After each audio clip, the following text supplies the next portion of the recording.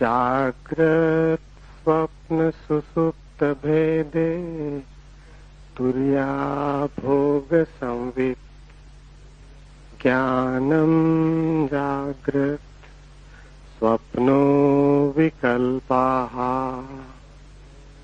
अविवेको माया सुप्तम् त्रितय भोक्ता वीरेशः।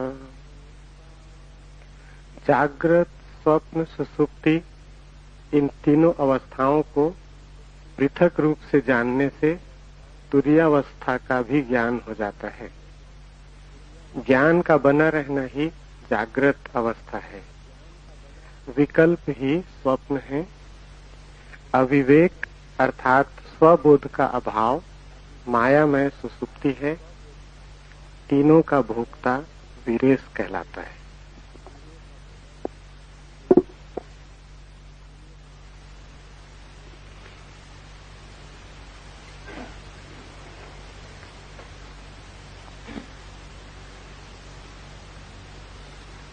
जागृत, स्वप्न और सुसुप्ति, इन तीनों अवस्थाओं को पृथक रूप से जानने से तुरीयावस्था का भी ज्ञान हो जाता है। तुरीया है चौथी अवस्था। तुरीयावस्था का अर्थ है परम ज्ञान। तुरीयावस्था का अर्थ है कि किसी प्रकार का अंधकार भीतर न रह जाए, सभी ज्योतिर्मय हो उठे, जरा सा कोना भी अंतस का अंधकारपूर्ण न हो, कुछ भी न बचे भीतर जिसके प्रति हम जागृत नहीं हो गए। बाहर और भीतर सब ओर जागृति का प्रकाश फैल जाए। अभी जहां हम हैं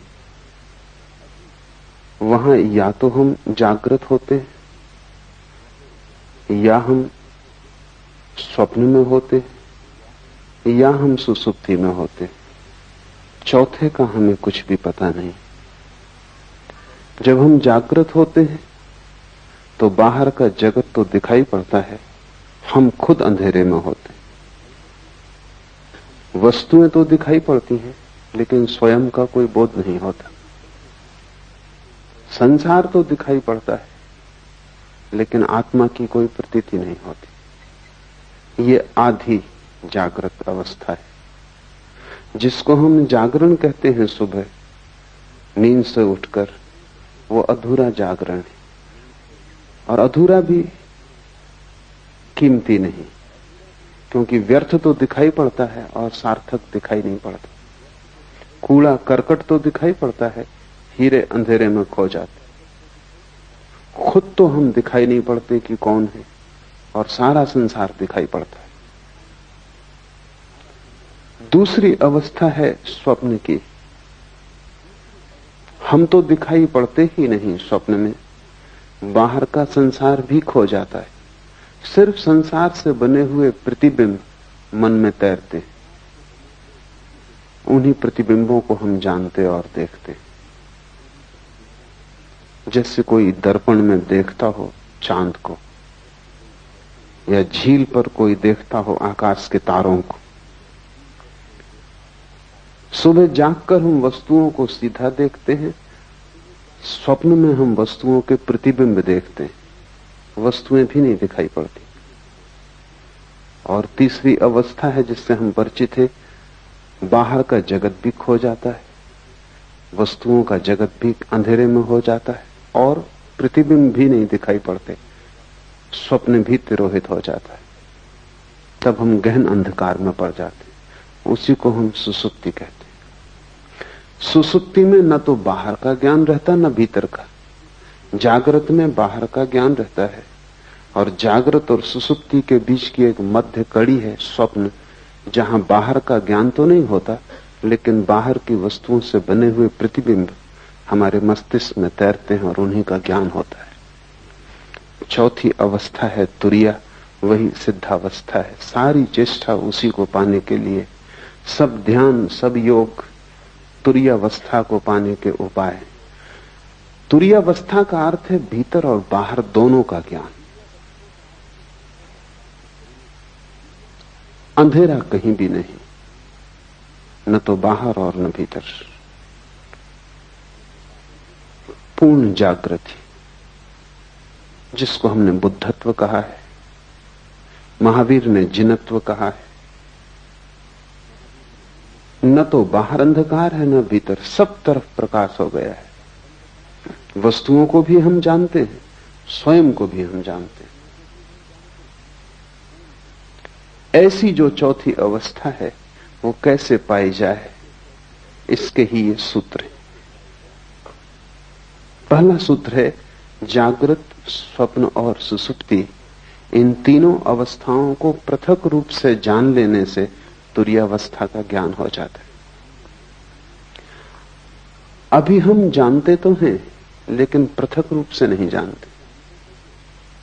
जब हम स्वप्न में होते हैं तब हमें पता नहीं चलता कि मैं स्वप्न देख रहा हूं, तब तो हम स्वप्न के साथ एक हो जाते। सुबह जाग के पता चलता है कि रात सपना देखा, लेकिन अब तो वो अवस्था खो चुकी। जब अवस्था होती है तब हम पृथक रूप से नहीं जान पाते, तादात्म्य हो जाता है। स्वप्न में लगता है कि हम स्वप्न हो गए, सुबह जाग के लगता है कि अब हम स्वप्न नहीं है, लेकिन अब हमारा तादात्म्य जागृत से हो जाता है। हम कहते हैं अब मैं जाग गया, लेकिन तुमने कभी सोचा कि रात तुम फिर सो जाओगे और ये तादात्म्य भी भूल जाएगा, फिर सपना आएगा और तुम सपने के साथ एक हो जाओगे। जो भी तुम्हारी आंख पर आ जाता है तुम उसी के साथ एक हो जाते हो, जबकि तुम सभी से पृथक हो। ये ऐसा ही है जैसे वर्षा आए और तुम समझने लगो कि मैं वर्षा हो गया, फिर गर्मी आए और तुम समझो कि मैं गर्मी हो गया, और फिर शीत आए और तुम समझो कि मैं शीत हो गया। लेकिन ये तीनों मौसम तुम्हारे आसपास हैं, तुम इन तीनों से अलग हो। बचपन था तो तुमने समझा कि मैं बच्चा हूं, जवान हुए तो तुमने समझ लिया कि मैं जवान हूं, बूढ़े हुए तो तुम समझ लोगे कि मैं बूढ़ा हूं, लेकिन तुम तीनों के पार हो। अगर तुम पार ना होते तो बच्चा जवान होता कैसे? तुम्हारे भीतर कुछ है जो बचपन को छोड़ सका और जवान हो सका। वो कुछ बचपन और जवानी दोनों से अलग है। स्वप्न में तुम खो जाते हो, जागकर फिर तुम्हें लगता है सपना झूठ था। तुम्हारे भीतर कोई चेतना का तत्व है जो यात्रा करता है। स्वप्न, सुषुप्ति, जागृत तुम्हारे यात्रा के पड़ाव, तुम नहीं हो। और जैसे ही तुम इस बात को समझ पाओगे कि तुम पृथक हो, अलग हो, वैसे ही चौथे का जन्म शुरू हो जाए। वो पृथकता ही चौथा है। महावीर ने इसके लिए बहुत कीमती शब्द प्रयोग किया। महावीर कहते हैं भेद विज्ञान। वे कहते हैं सारा विज्ञान अध्यात्म का भेद को साफ साफ कर लेने में वही इस शिव सूत्र का अर्थ है कि तुम्हें तीनों अवस्थाएं अलग अलग हैं, इसका पता चल जाए। जैसे ही तीनों अवस्थाओं को तुम अलग अलग जान लोगे, तुम ये भी जान लोगे कि मैं तीनों से अलग हूं। तुम्हें भेद की कला आ गई। अभी हमारी मनोदशा ऐसी है कि जो भी हमारे सामने होता है हम उसी के साथ एक हो जाते। किसी ने तुम्हें गाली दी, क्रोध उठा, उस क्षण में तुम क्रोध के साथ एक हो जाते। तुम भूल ही जाते हो कि क्षण भर पहले क्रोध नहीं था, तब भी तुम थे। क्षण भर बाद क्रोध फिर चला जाएगा, तब भी तुम रहोगे। तो क्रोध बीच में आया हुआ धुआं है। उसने तुम्हें कितना ही घेर लिया हो, लेकिन वो तुम्हारा स्वभाव नहीं। चिंता आती है तो चिंता का बादल घिर जाता है, सूरज छिप जाता है, तुम भूल ही जाते हो कि मैं पृथक हूं। सुख आता है तो तुम नाचने लगते हो, दुख आता है तो तुम रोने लगते हो। जो भी घटता है तुम उसी के साथ एक हो जाते हो। तुम्हें अपनी पृथकता का कोई बोध नहीं। इसे धीरे धीरे अलग करना सीखना होगा। हर स्थिति में अलग करना सीखना होगा। भोजन करते वक्त जानना कि जो भोजन कर रहा है वो शरीर है। भूख लगे तो जानना कि जिससे भूख लगी है वो शरीर है। मैं सिर्फ जानने वाला हूं। चेतना को कोई भूख लग भी नहीं सकती। गर्मी लगे और पसीना बहे तो जानना कि वो शरीर पर घट रहा है। इसका यह अर्थ नहीं कि तुम गर्मी में बैठे रहना और पसीना बहने देना, हटना, सुविधा बनाना, लेकिन शरीर के लिए ही सुविधा बनाई जा रही। तुम सिर्फ जानने वाले हो। धीरे धीरे प्रत्येक घटना जो तुम्हें घेरती है तुम उससे अपने को अलग करते जाना। कठिन है पृथक करना, क्योंकि बहुत बारीक फासला है। सीमा रेखा साफ नहीं है, क्योंकि अनंत जन्मों में तुमने तादात्म्य करना ही सीखा है, तोड़ना नहीं सीखा है। तुमने हमेशा अपने को जोड़ना सीखा है स्थितियों के साथ। तुम तोड़ने की बात ही भूल गए। इसका नाम ही बेहोशी है, ये जो तुमने जोड़ना सीख लिया है। एक सुबह मुल्ला नसरुद्दीन अस्पताल में अपने मित्र के पास बैठा है। मित्र ने आंख खोली और उसने कहा कि नसरुद्दीन क्या हुआ? मुझे कुछ याद भी नहीं आता। नसरुद्दीन ने कहा कि रात तुम जरा ज्यादा पी गए और फिर तुम खिड़की पे चढ़ गए और तुमने कहा कि मैं उड़ सकता हूं और तुम उड़ गए। 3 मंजिल मकान पर थे। घटना जाहिर है, सब हड्डियां पसलियां टूट गई। मित्र ने उठने की कोशिश की और कहा कि नसरुद्दीन, और तुम वहां थे और तुमने ये होने दिया, और तुम किस तरह के मित्र हो? नसरुद्दीन ने कहा ये बात मत उठाओ। उस समय तो मुझे भी लग रहा था कि तुम ये कर सकते हो। यही नहीं, अगर मेरे पजामे का नाड़ा थोड़ा ढीला ना होता तो मैं तुम्हारे साथ आ रहा था। वो तो कहां उड़ने में पजामा संभालूंगा, इसलिए मैं रुक गया और बच गया। तुम ही थोड़ी पी गए थे, मैं भी पी गया था। बेहोशी का अर्थ है जो भी चित्त में दशा आ जाए उसी के साथ एक हो जाना। शराबी को एक ख्याल आ गया कि उड़ सकता हूं, तो अब वो भेद नहीं कर सकता। सोचने के लिए जगह नहीं, विवेक के लिए सुविधा नहीं, इसी के साथ एक हो गया। तुम्हारा जीवन इसी शराबी जैसा है। माना कि तुम खिड़कियों से नहीं उड़ते और माना कि तुम अस्पताल में नहीं पाए जाते और हड्डियां नहीं तोड़ लेते, लेकिन बहुत गौर से देखोगे तो तुम अस्पताल में ही हो, तुम्हारी सब हड्डियां टूट गई, क्योंकि तुम्हारा पूरा जीवन एक रोग है और उस रोग में सिवाय दुख और पीड़ा के कुछ हाथ आता नहीं। सब जगह तुम गिरे हो, सब जगह तुमने अपने को तोड़ा है, और सारे तोड़ने के पीछे एक ही मूर्छा का सूत्र है कि जो भी घटता है तुम उससे फासला नहीं कर पाते। थोड़े दूर हटो। एक एक कदम लंबी यात्रा है, क्योंकि हजारों लाखों जन्मों में जिसको बनाया है उसको मिटाना भी आसान नहीं होगा, पर टूटना हो जाता है, क्योंकि वही सत्य है। तुमने जो भी बना लिया है वो असत्य है। इसलिए हिंदू इसे माया कहते हैं। माया का अर्थ है कि तुम जिस संसार में रहते हो वो झूठ है। इसका यह अर्थ नहीं कि बाहर जो वृक्ष है वो झूठ है और पर्वत जो है वो झूठ है और आकाश में चांद तारे हैं वो झूठ है। नहीं, इसका केवल इतना ही अर्थ है कि तुम्हारा जो तादात्म्य है वो झूठ है और उसी तादात्म्य से तुम जीते हो, वही तुम्हारा संसार है। कैसे तादात्म्य टूटे? तो पहले तो जागने से शुरू करो, क्योंकि वही थोड़ी सी किरण जागरण की है। स्वप्न से तो तुम कैसे शुरू करोगे? मुश्किल होगा। और सुसुप्ति का तो तुम्हें कोई पता नहीं, वहां तो सब होश खो जाता है। जागृत से शुरू करो। साधना शुरू होती है जागृत से, वो पहला कदम। फिर दूसरा कदम है स्वप्न और तीसरा कदम है सुसुप्ति। और जिस दिन तुम तीनों कदम पूरे कर लेते हो, चौथा कदम उठ जाता है। वो चौथा कदम है तुरीयावस्था, वो सिद्धावस्था है। जागृत से शुरू करो, क्योंकि वही रास्ता है, इसलिए उसको जागृत कहा है। वो जागृत है भी नहीं, क्योंकि कैसी जागृति जब तुम वस्तुओं में खोए हुए हो और अपने प्रति तुम्हें कोई भी होश नहीं। इसको क्या जागरण कहना, नाम मात्र को जागरण है, लेकिन इसको जागृत कहा है। ठीक जागृत तो हमने बुद्ध पुरुषों को कहा है, लेकिन ये जागरण है इस अर्थ में कि इसमें थोड़ी सी संभावना जागने की है।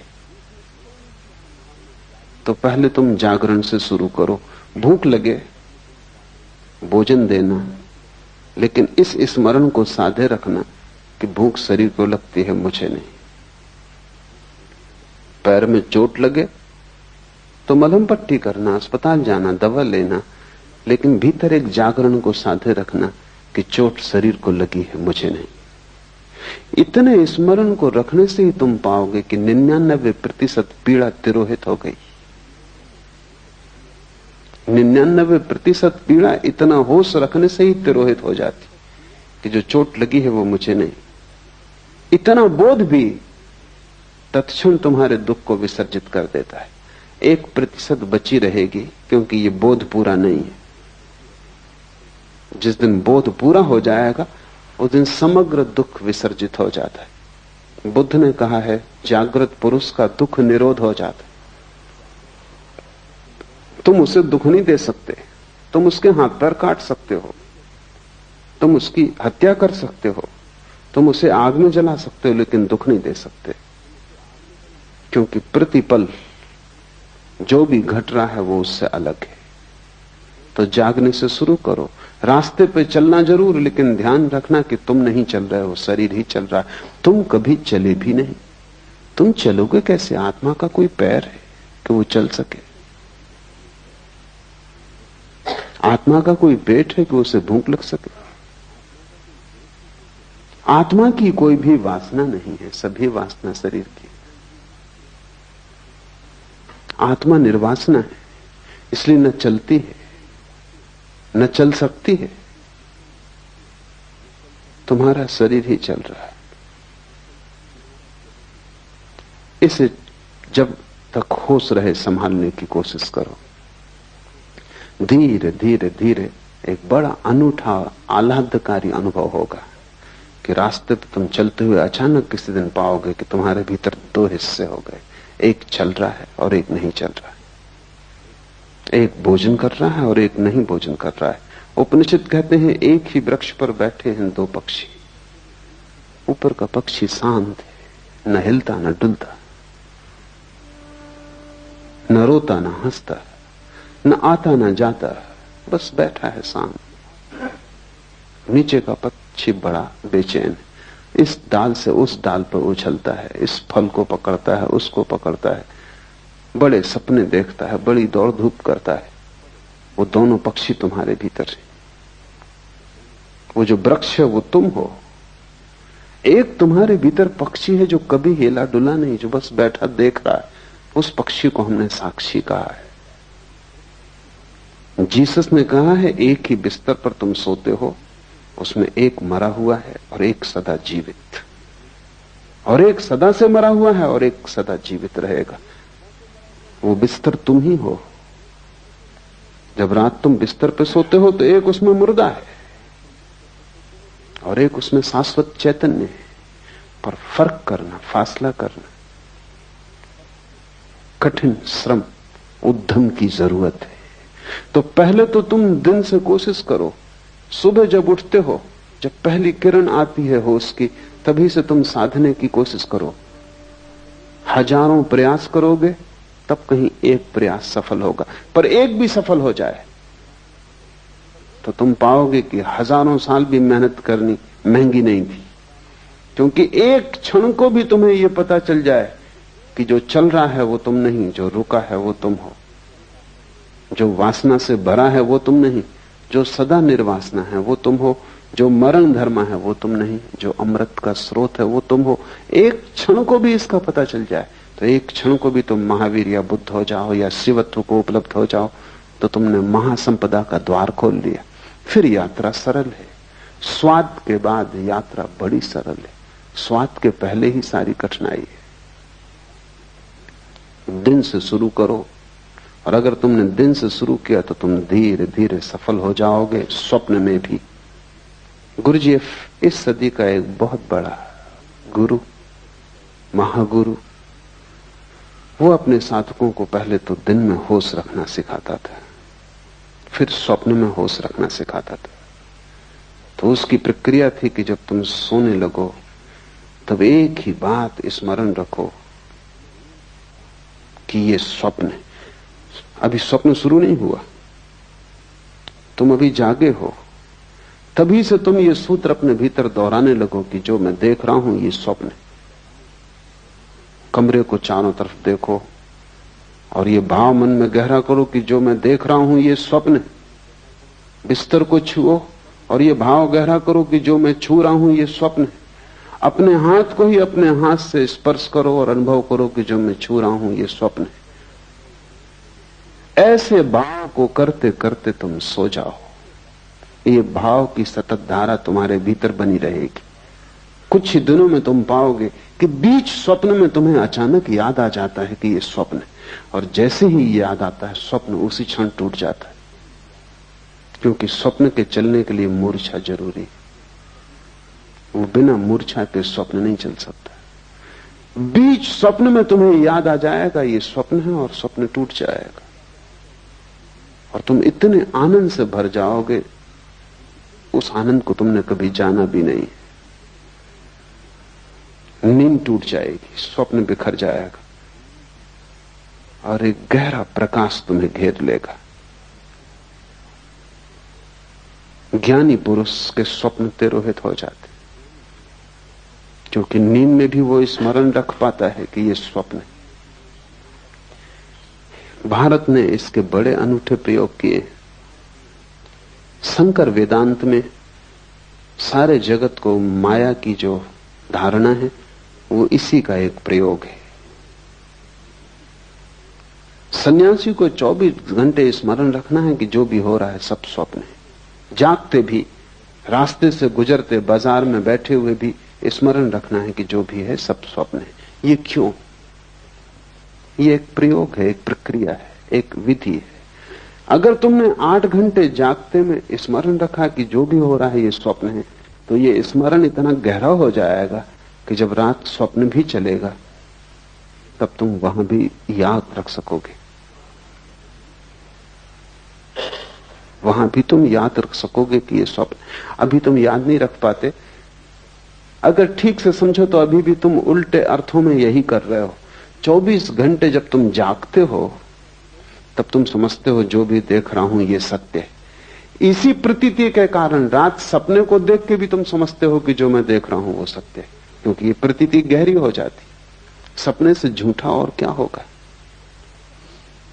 और तुमने कितनी बार रोज सुबह उठ के नहीं पाया कि सपना झूठा है, व्यर्थ है, लेकिन फिर दोबारा तुम सोते हो और फिर वही भूल होती। क्यों ये भूल बार बार होती? इस भूल के पीछे कोई बहुत गहरा कारण होना चाहिए। वो कारण ये है कि तुम जो भी देखते हो जागृत में उसको तुम समझते हो ये सत्य।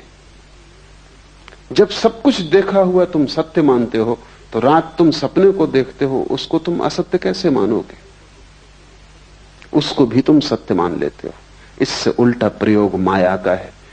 तुम जो भी देखते हो उसे दिन भर स्मरण रखते हो कि यह असत्य, बार बार भूलते हो, फिर याद को संभालते हो, फिर स्मरण लाते हो कि यह असत्य है।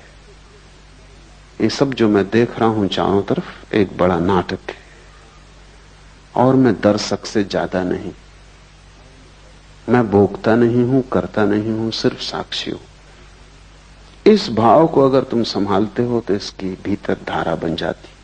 तब रात सपना टूट जाता है, और जिसका सपना टूट गया उसकी बड़ी उपलब्धि है।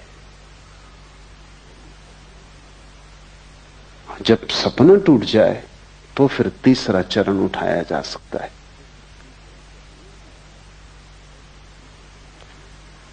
जब सपना टूट जाए तो फिर सुसुप्ति में होश रखने का चरण उठाया जा सकता है। लेकिन तुम्हें अभी बहुत कठिनाई होगी, सीधा उस प्रयोग को करना संभव नहीं, एक एक कदम उठाना पड़े। जब सपना टूट जाता है तब दृश्य कोई भी नहीं रह जाता। दिन में आंख खोल के तुम चलते हो, तुम कितना ही मानो कि जो देख रहे हो वो माया है, तो भी दृश्य तो बचेगा।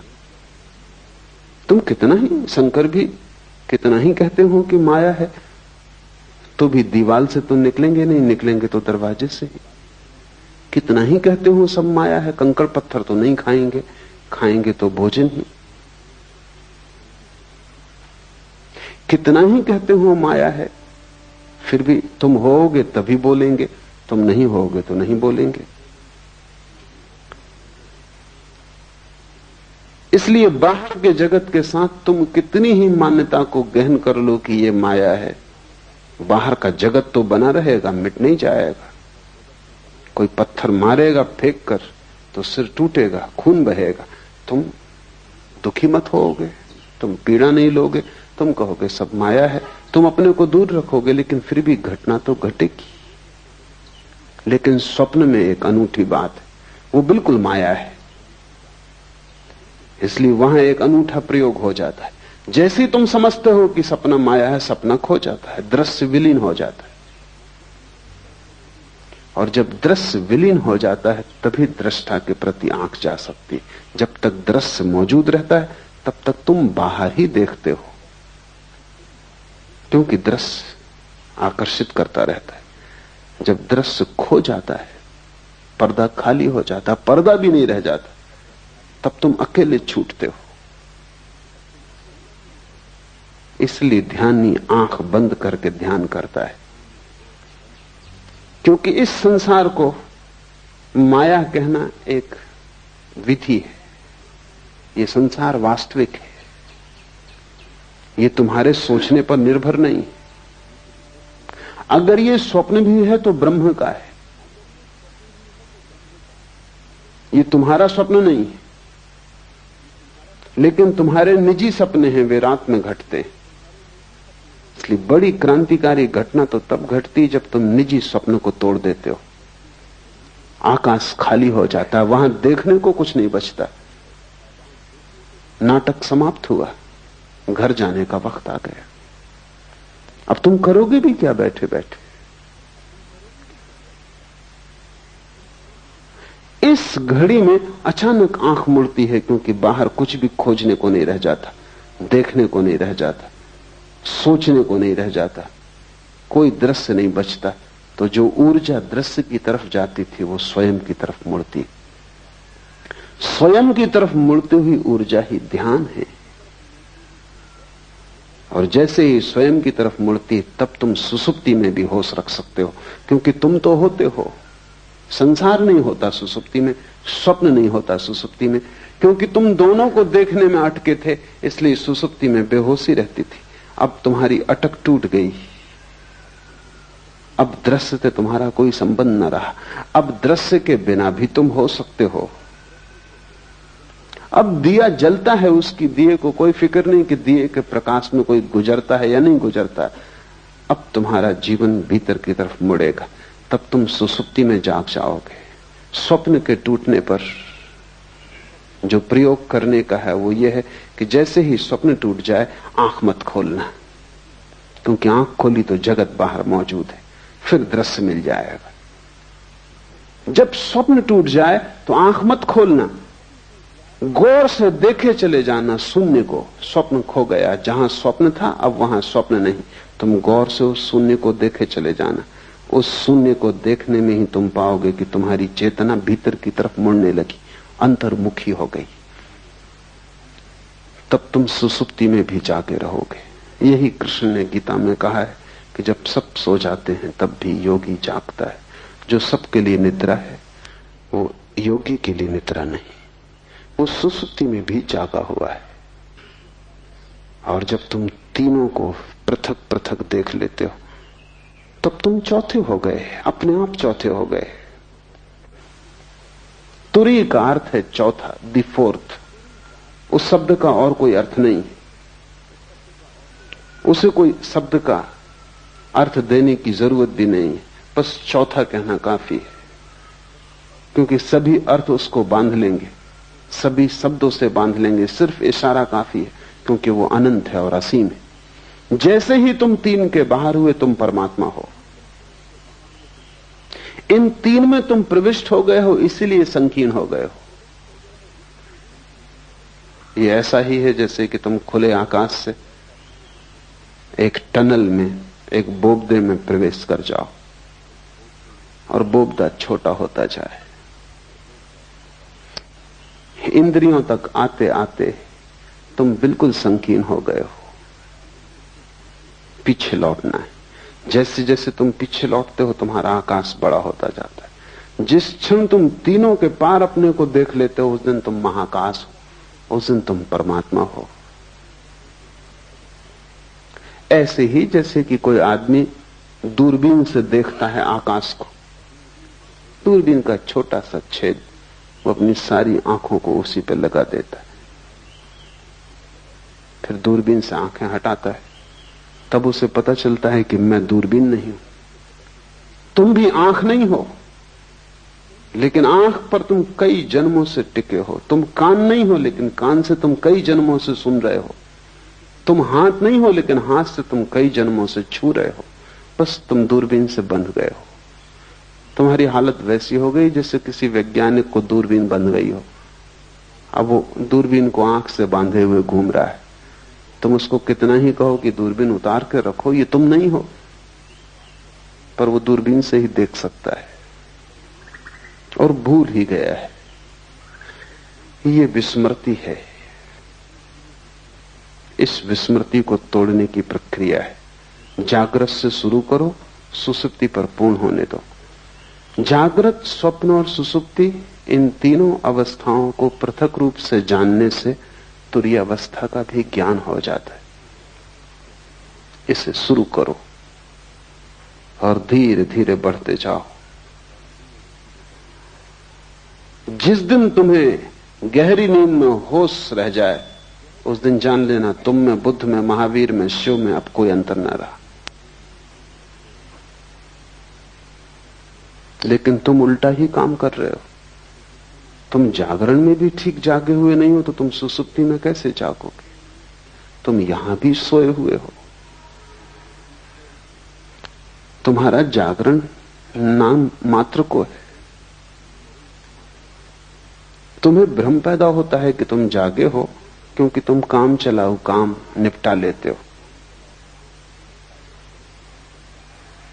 साइकिल चला लेते हो, तुम सोचते हो तुम जागे हुए हो। कार चला लेते हो, तुम सोचते हो तुम जागे हुए हो। लेकिन तुमने कभी ख्याल किया कि ये सब ऑटोमेटिक हो गया है, यंत्रवत हो गया है। साइकिल चलाने वाला सोचता भी नहीं कि अब बाएं मुड़ना है, अब दाएं मुड़ना है। वो अपने मन में लगा रहता है। साइकिल बाएं मुड़ती, दाएं मुड़ती, वो अपने घर पहुंच जाता है। सोचना या होशपूर्वक चलने की कोई जरूरत नहीं। सब यंत्रवत हो गया है, आदत हो गई। वो घर पहुंच ही जाता है। कार चलाने वाला चलाता जाता है, कोई जरूरत नहीं है उसको कि वो जागे। हम सब की जिंदगी एक रूटीन, एक बंधी हुई लीक पर घूमने लगती। जैसे कोल्हू के बैल चलते हैं, ऐसे हम चलने लगते। उसी उसी लीक पर रोज चलते हैं। किसी की लीक थोड़ी बड़ी, किसी की थोड़ी छोटी, किसी की थोड़ी सुंदर, किसी की थोड़ी कुरूप, लेकिन लीक होने में कोई फर्क नहीं है। तुम्हारी जिंदगी एक कोल्हू के बैल की भांति है। सुबह उठते हो, एक धारा चलती है, रात सो जाते हो, एक वर्तुल पूरा हुआ, फिर सुबह उठते हो, फिर वही। ये सब इतनी बार तुमने दोहराया है कि अब होश रखने की कोई जरूरत ही नहीं। ये बेहोशी में ही हो जाता है। समय पर भूख लग जाती है, समय पर नींद आ जाती है, समय पर उठ के तुम बाजार चल पड़ते हो।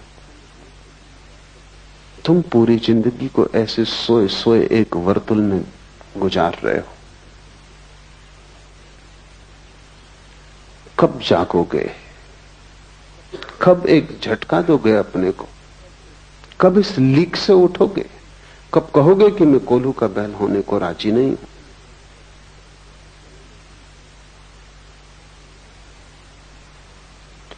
जिस दिन तुम्हें झटका देने का ख्याल आ जाएगा, उसी दिन से परमात्मा की यात्रा शुरू हो जाती। मंदिर जाने से तुम धार्मिक नहीं होते, क्योंकि वो भी तुम्हारी कोल्हू की लीक का हिस्सा है। तुम वहां भी चले जाते हो क्योंकि तुम सदा जाते रहे हो, क्योंकि तुम्हारे मां बाप जाते रहे, उनके मां बाप जाते रहे इसी मंदिर में, इसी शास्त्र को तुम पढ़ते रहे हो, तो तुम पढ़ते चले जाते हो। लेकिन ये कोल्हू की लीक है। क्या तुम कभी होशपूर्वक मंदिर गए? होशपूर्वक अगर तुम जा सको तो मंदिर जाने की जरूरत न रह जाएगी। जहां होश हो जाएगा तो वहीं पाओगे मंदिर। होश मंदिर है।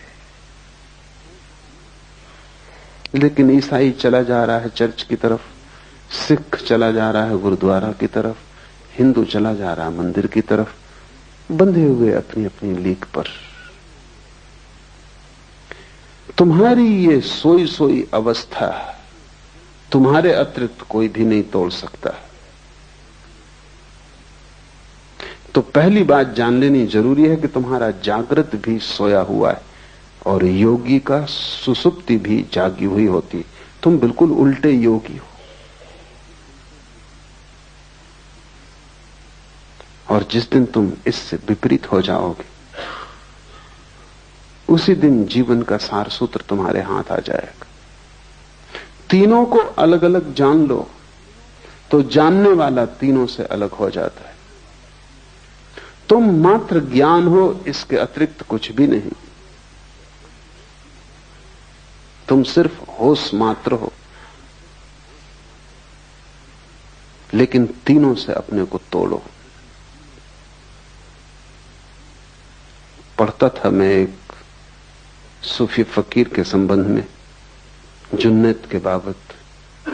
कोई उसे गाली दे जाता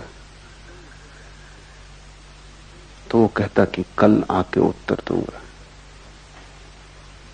कल जाके कहता कि अब उत्तर की कोई जरूरत नहीं। तो आदमी पूछता कि कल मैंने गाली दी, कल तुमने क्यों उत्तर न दिया?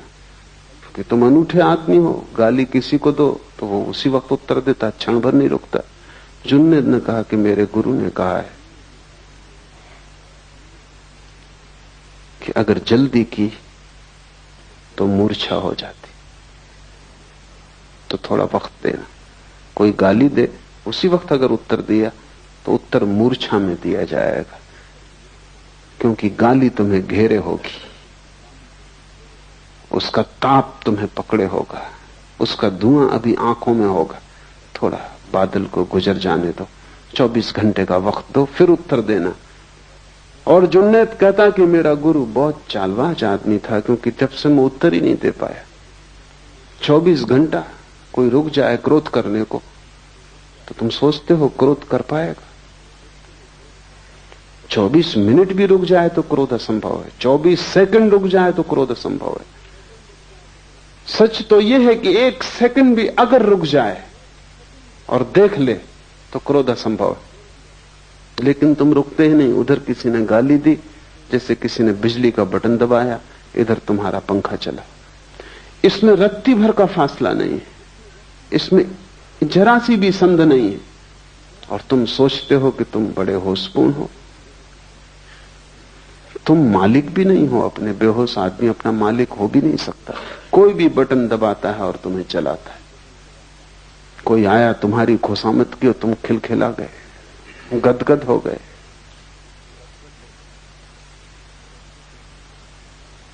किसी ने तुम्हारा अपमान किया और तुम आंसुओं से भर गए।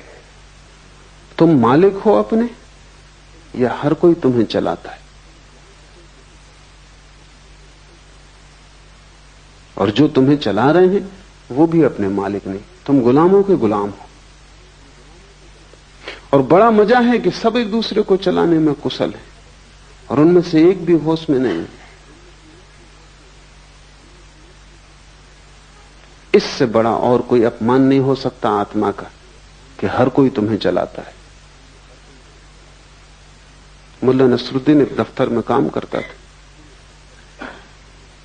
सभी नाराज थे उसके काम से, क्योंकि काम तो कुछ था ही नहीं। या तो वो सोया रहता या झपकी खाता रहता। आखिर दफ्तर के लोग परेशान इतने हो गए कि धीरे धीरे लोगों ने उसको कहना भी शुरू कर दिया। मालिक ने भी कहा, डांटा डपटा भी, लेकिन उसमें कुछ फर्क ना हुआ। इतना अपमान और इस उपद्रव के कारण उसने इस्तीफा दिया। बदलना तो मुश्किल था, इस्तीफा देना आसान था। बहुत से लोग जो संसार से भागते हैं सन्यास की तरफ, वो इस्तीफा दे रहे हैं। बदलना तो मुश्किल है, इस्तीफा देना सदा आसान। उसने इस्तीफा दिया। सारा दफ्तर प्रसन्न हुआ इस्तीफे से। लोग इतने प्रसन्न हो गए कि मालिक ने कहा कि अब वो जब अपनी तरफ से जा रहा है तो विदाई समारोह करना उचित है। और हम इतने परेशान थे इससे, और ये छोड़ रहा है और छुड़ाने का कोई उपाय नहीं था। एक बोझ हो गया था, इसलिए ठीक से, और सच में ही खुश थे वो, इसलिए विदाई समारोह काफी अच्छी तरह आयोजित किया। मिठाई, खाना पीना सब इकट्ठे हुए। नसरुद्दीन बड़ा हैरान हुआ और सभी ने दो दो शब्द उसकी प्रशंसा में भी कहे, क्योंकि विदाई के वक्त नसरुद्दीन खड़ा हुआ गदगद, आंख से आंसू झर रहे हैं। उसने कहा, मैं अपना इस्तीफा वापस ले, मुझे पता ही नहीं था कि तुम सब इतना प्रेम मेरे लिए करते। अब इस जीवन में यहां से जाने का कोई कार्य नहीं।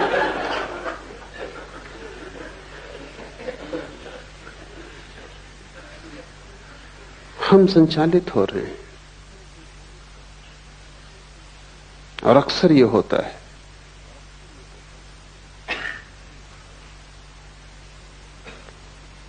कि चारों तरफ पूरा संसार एक एक व्यक्ति को चला रहा है, और मौसम चारों तरफ बदलता रहता है, हजारों तरह के लोग हैं। इसलिए तुम्हारे भीतर एक गहरा विभ्रम और एक कंफ्यूजन है, होगा ही, क्योंकि तुम एक से चालित नहीं हो। एक से चालित तो वही है जो भीतर जागा हुआ है। उसकी जिंदगी में एक स्पष्टता होगी, निरभ्रता होगी, उसके जीवन में एक सफाई होगी, एक निर्णय होगा, उसके जीवन में एक दिशा होगी। तुम्हारे जीवन में कोई दिशा नहीं हो सकती। तुम तो ऐसे जैसे कोई आदमी भीड़ में धक्के में चलता है, वो चल भी नहीं रहा, लेकिन भीड़ इतना धक्का दे रही है कि खड़ा भी नहीं रह सकता। कोई बाएं धक्का देता है तो वो बाएं चला जाता है, कोई दाएं धक्का देता है तो दाएं चला जाता है। तुम्हारी पूरी जिंदगी भीड़ में चलती हुई है। तुम गौर से देखो, समझ में आ जाएगा। कोई कुछ कह रहा है वो तुम करते हो, फिर कोई कुछ और कहता है वो तुम करते हो, फिर तुम्हारे भीतर इतने विरोधाभास हो जाते।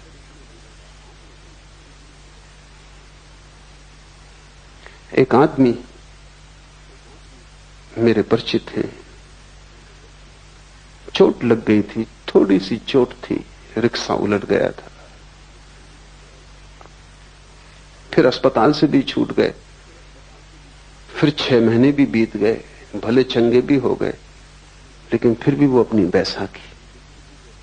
तो मैं उनको पूछा, कब ये बैसाखी कब छोड़ोगे? कहते, छोड़ना तो मैं भी चाहता हूं, मेरा डॉक्टर कहता है बेकार है, लेकिन मेरा वकील कहता है अभी रखो, जब तक मुकदमा तय ना हो जाए। तो किसकी सुनूं? तुम्हारा वकील कुछ कहता, तुम्हारा डॉक्टर कुछ कहता, पत्नी कुछ कहती, पति कुछ कहता, बेटा कुछ कहता, बाप कुछ कहता। चारों तरफ तुम्हें चलाने वाले मालिक, करोड़ों मालिक हैं, और तुम अकेले हो, और तुम सबकी सुनते हो। जो भी दबा देता है उसी की सुनते हो। तब तुम्हारे भीतर सब दरारें बढ़ जाती हैं, खंड खंड हो जाता है व्यक्तित्व। जब तक तुम भीतर की न सुनोगे तब तक तुम अखंड नहीं हो सकते। मैं सन्यासी उसे कहता हूं जिसने भीतर की आवाज सुननी शुरू कर दी। और जब वो भीतर की आवाज पर सब दांव लगाने को राजी है। लेकिन भीतर की आवाज तुम्हें समझ में भी ना आएगी जब तक तुम बेहोश हो। तब तक अगर तुमने भीतर की आवाज समझी भी कि भीतर की है तो वो भीतर की ना होगी, वो भी बाहर की आवाज होगी। बेहोश आदमी को भीतर की आवाज का क्या पता। नहीं तो दिल्ली में बैठे सभी राजनीतिक अंतरात्मा की आवाज की बात करते हैं। इंदिरा, गिरी, अंतरात्मा की आवाज।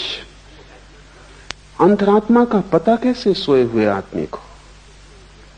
कौन सी आवाज अंतरात्मा की तुम्हें कैसे पता? जो भी आवाज तुम्हारी वासनाओं को तृप्त करती मालूम पड़ती, अंतर्वासना की आवाज, उसे तुम अंतरात्मा की आवाज कहते हो।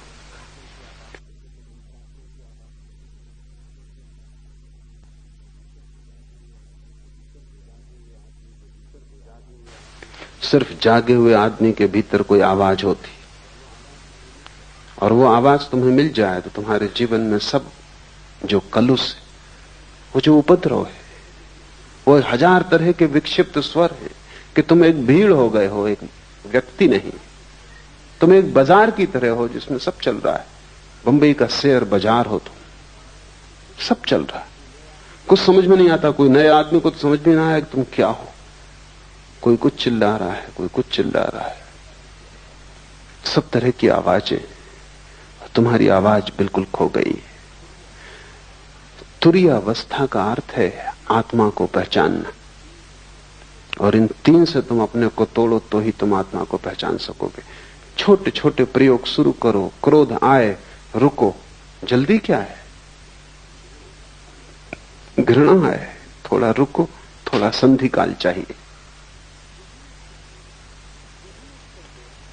तभी उत्तर दो जबकि तुम होश में आ जाओ। उसके पहले उत्तर मत दो, और तुम पाओगे तुम्हारी जिंदगी से पाप खोना शुरू हो गया। गलत अपने आप विसर्जित होने लगा।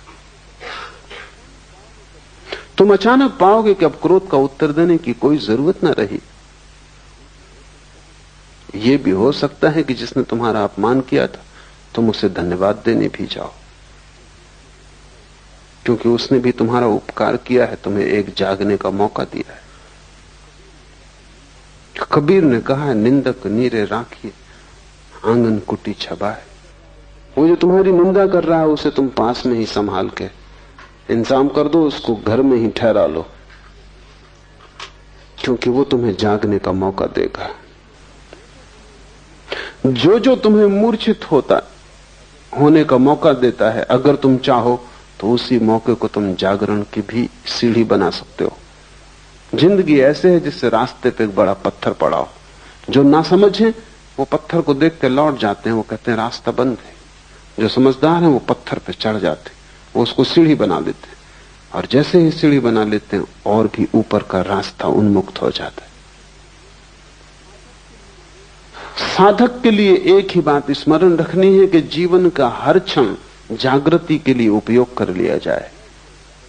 चाहे भूख हो, चाहे क्रोध हो, चाहे काम हो, चाहे लोभ हो, हर स्थिति को जागरण के लिए उपयोग कर लिया जाए। रत्ती रत्ती तुम इस तरह इकट्ठा करोगे जागरण, तो तुम्हारे भीतर ईंधन इकट्ठा हो जाएगा। उस ईंधन से जो ज्वाला पैदा होती है उसमें तुम पाओगे कि तुम न तो जागृत हो, न तुम स्वप्न हो, न तुम सुसुप्ति हो, तुम तीनों के पार पृथक हो। ज्ञान का बना रहना ही जागृत अवस्था है। बाहर की वस्तुओं के ज्ञान का बना रहना जागृत अवस्था है।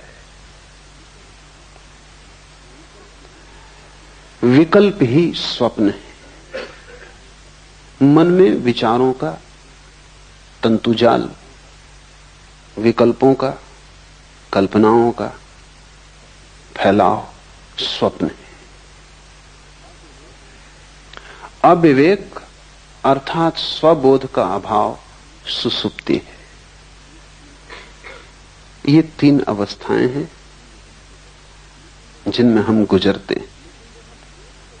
लेकिन जब हम एक से गुजरते हैं तो हम उसी के साथ एक हो जाते हैं। जब हम दूसरे में पहुंचते हैं तो हम दूसरे के साथ एक हो जाते हैं। जब हम तीसरे में पहुंचते हैं तो तीसरे के साथ एक हो जाते। इसलिए हम तीनों को अलग अलग नहीं देख पाते। अलग देखने के लिए थोड़ा फासला चाहिए, परिपेक्ष चाहिए। अलग देखने के लिए थोड़ी सी जगह चाहिए। तुम्हारे और जिसे तुम देखते हो दोनों के बीच में थोड़ा रिक्त स्थान चाहिए। तुम आईने में भी अगर बिल्कुल सिर लगा के खड़े हो जाओ तो अपना प्रतिबिंब न देख पाओगे, थोड़ी दूरी चाहिए। और तुम इतने निकट खड़े हो जाते हो जागृत के, स्वप्न के, सुसुप्ति के, कि तुम बिल्कुल एक ही हो जाते हो। तुम उसी के रंग में रंग जाते हो। और ये दूसरे के रंग में रंग जाने की आदत हमारी इतनी गहन हो गई है कि हमें पता भी नहीं चलता, और इसका शोषण किया जाता है। अगर तुम हिंदू हो और तुमसे कहा जाए कि मस्जिद खड़ी, इसमें आग लगा दो, तुम 1000 बार सोचोगे, विचार करोगे कि ये क्या उचित है। और मस्जिद भी उसी परमात्मा के लिए समर्पित है। ढंग होगा और सीढ़ी का रंग होगा और रास्ते की व्यवस्था होगी और, लेकिन मंजिल वही है। लेकिन हिंदुओं की एक भीड़ मंदिर मस्जिद को आग लगाने जा रही हो, तुम उस भीड़ में हो, तब तुम नहीं सोचते, क्योंकि तुम भीड़ के रंग में रंग जाते हो। तब तुम मस्जिद को जला दोगे। और बाद में कोई अगर तुमसे पूछेगा कि तुम ये कैसे कर सके, तो तुम भी सोचोगे और कहोगे कि आश्चर्य है कि मैं कैसे कर सका। अकेले तुम ये ना कर पाते, लेकिन भीड़ में तुम क्यों खो गए? क्योंकि खोने की तुम्हारी आदत है। कोई मुसलमान इतना बुरा नहीं है अकेले में जितना भीड़ के साथ बुरा होता है। कोई हिंदू इतना बुरा नहीं है अकेले में जितना भीड़ के साथ बुरा होता है। किसी अकेले आदमी ने इतने पाप नहीं किए जितने भीड़ ने पाप किए। क्यों? क्योंकि भीड़ तुम्हें रंग देती है, तुम भीड़ के रंग में एक हो जाते हो। अगर भीड़ क्रोध से भरी है, तुम अचानक पाते हो तुम्हारे भीतर क्रोध जग रहा है। अगर भीड़ रो रही है, चीख रही, चिल्ला रही, तो तुम रोने, चीखने, चिल्लाने लगते हो। अगर भीड़ प्रसन्न है, तुम अपना दुख भूल जाते हो, प्रसन्न हो जाते हो। ख्याल करो, तुम किसी के घर गए हो, कोई मर गया है, वहां अनेक लोग रो रहे हैं, अचानक तुम पाते हो तुम्हारे भीतर भी रुदन उठा आ रहा है। शायद तुम सोचते होगे कि तुम बड़े करुणावान हो, शायद तुम सोचते हो कि तुम बड़ी दया और प्रेम से भरे हुए व्यक्ति हो, शायद तुम सोचते हो कि सहानुभूति के कारण ये आंसू आ रहे हैं, तो तुम गलती में हो। क्योंकि घर भी तुमने ये खबर सुनी थी कि वो आदमी मर गया, तब तुम्हें कुछ भी ना हुआ था, क्योंकि तुम अकेले थे। तब तुमने सोचा होगा कि ठीक है, मरना जीना लगा ही रहता है। बजाय इसके कि आदमी मर गया, इससे तुम्हें दुख होता, तुम्हें यही झंझट आई होगी कि अब जाना पड़ेगा और संवेदना प्रकट करनी पड़ेगी। और 25 दूसरे काम थे, अब एक और उपद्रव बीच में आ गया। और ये आदमी था ही ऐसा, बेवक्त मरा। कोई वक्त था आज मरने का? ये तुम्हारे विचार रहे होंगे। लेकिन तुम जब घर में पहुंचोगे और वहां तुम लोगों को रोते देखोगे, भीड़ जब वहां दुखी हो रही होगी, तुम अचानक पाओगे तुम्हारे भीतर भी बड़े भाव उठ। ये भाव 2 कौड़ी के और खतरनाक है, क्योंकि भीड़ तुम्हें रंगे दे रही है। तुम अपने को बचाना। ऐसी सहानुभूति किसी मतलब की नहीं जो भीड़ से आती हो, जो तुम्हारे हृदय से ना आती हो। तुमने देखा कि दुखी, बेचैन, परेशान लोग भी होली के हुल्लड़ में बड़े आनंदित दिखाई पड़ने लगते। वो भी नाचने गाने लगते, गुलाल उड़ाने लगते। जिनकी जिंदगी में गुलाल बिल्कुल भी नहीं है और जिनकी जिंदगी में कभी कोई खुशी, कोई गीत नहीं देखा गया, अचानक रास्तों पर रंग फेंक रहे। हुआ क्या इनको? यही आदमी कल चला जा रहा था, मरा मरा, इसका पैर नहीं उठ रहा था, इसकी जिंदगी ऐसी थी जैसे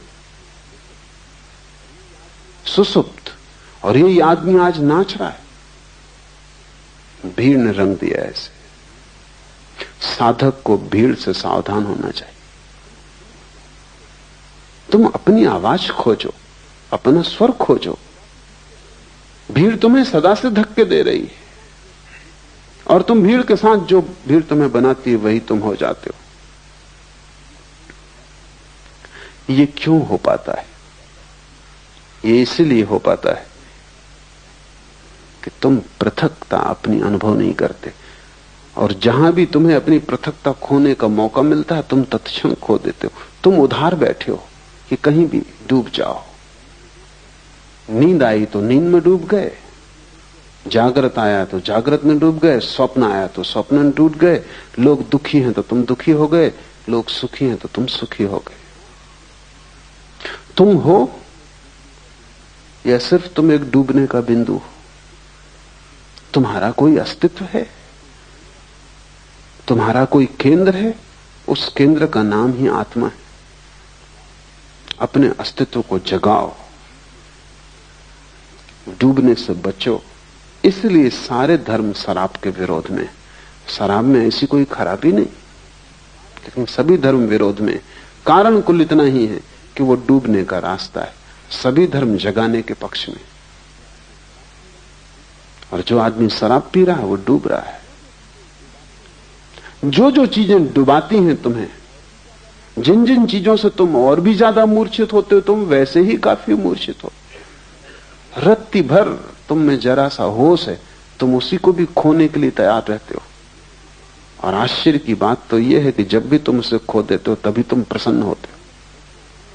तुम जैसा मूल खोजना असंभव है, क्योंकि जब तुम उसे खो देते हो तभी तुम कहते हो कि बड़ा आनंद है।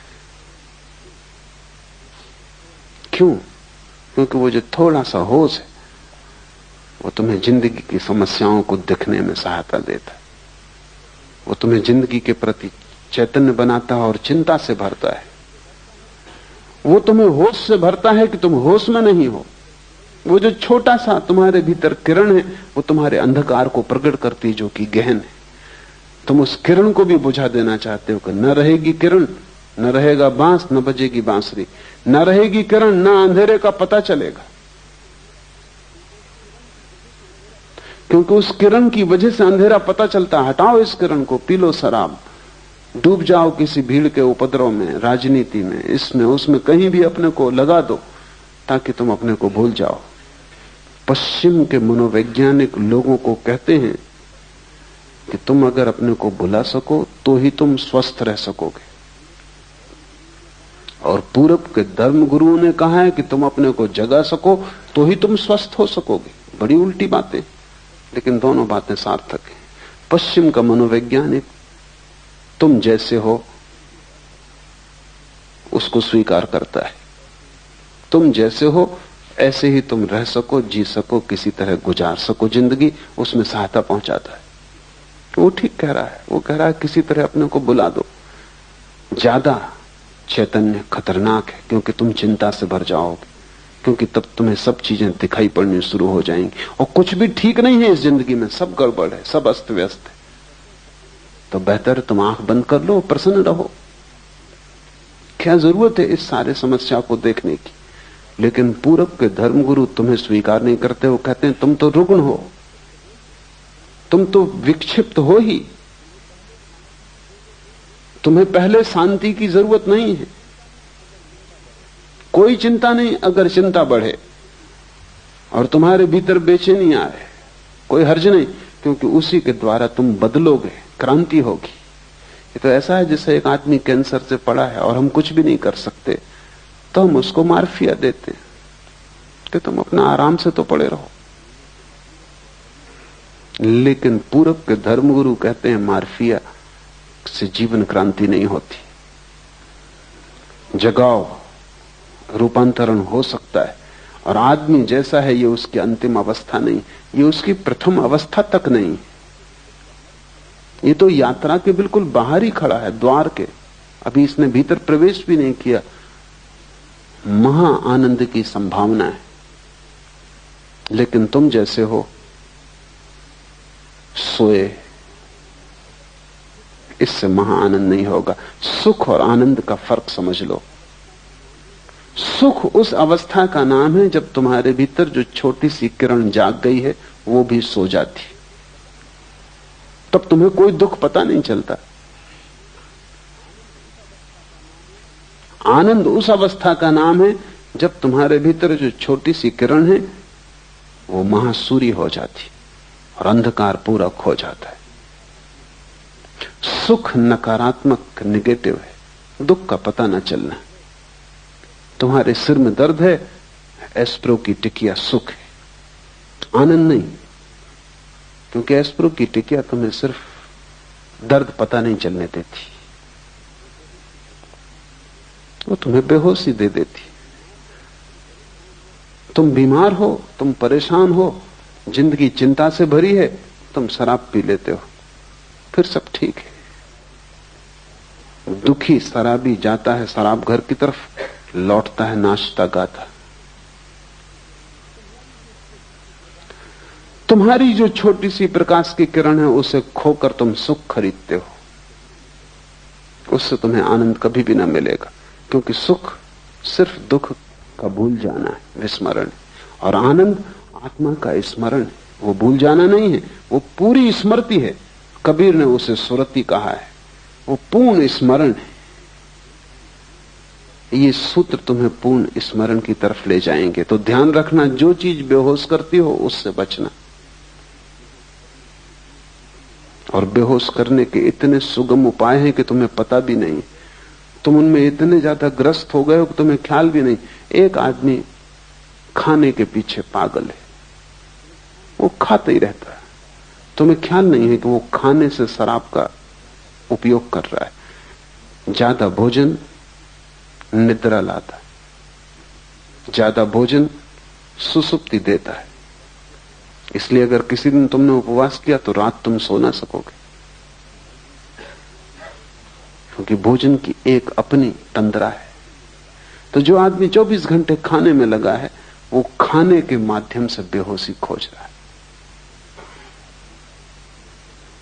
एक आदमी महत्वाकांक्षा की यात्रा में लगा है, वो कहता है कि जब तक करोड़ रुपए न हो तब तक मैं रुकने वाला नहीं। तब तक वो दीवाने की तरह लगा है, सुबह हो, रात हो, दिन हो, अंधेरा हो, उजेला हो, कुछ फिक्र नहीं। उसके मन में एक गणित चल रहा है, 1 करोड़। उस एक गणित के प्रति समर्पित है, उसे कोई चिंता नहीं घेरती, उसे कोई चिंता नहीं, बस उसको 1 करोड़।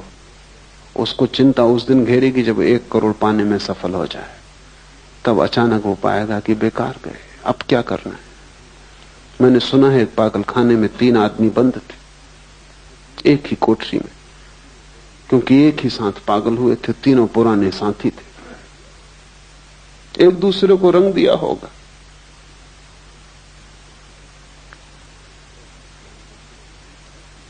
एक मनोवैज्ञानिक उनका अध्ययन करने आया था, तो उसने पागलखाने के डॉक्टर को पूछा कि इसमें नंबर 1 की क्या तकलीफ है। उसने कहा, ये नंबर 1 एक रस्सी में लगी हुई गांठ को खोलने का उपाय कर रहा था और खोल नहीं पाया, उसी में पागल हुआ। और ये दूसरा क्या कर रहा था, ये भी वही गांठ खोल रहा था रस्सी में लगी, और खोलने में सफल हो गया और इसीलिए पागल हुआ। वो मनोवैज्ञानिक थोड़ा हैरान हुआ। उसने कहा, ये तीसरे सज्जन? उसने कहा, ये वो सज्जन है जिनने गांठ लगाई थी।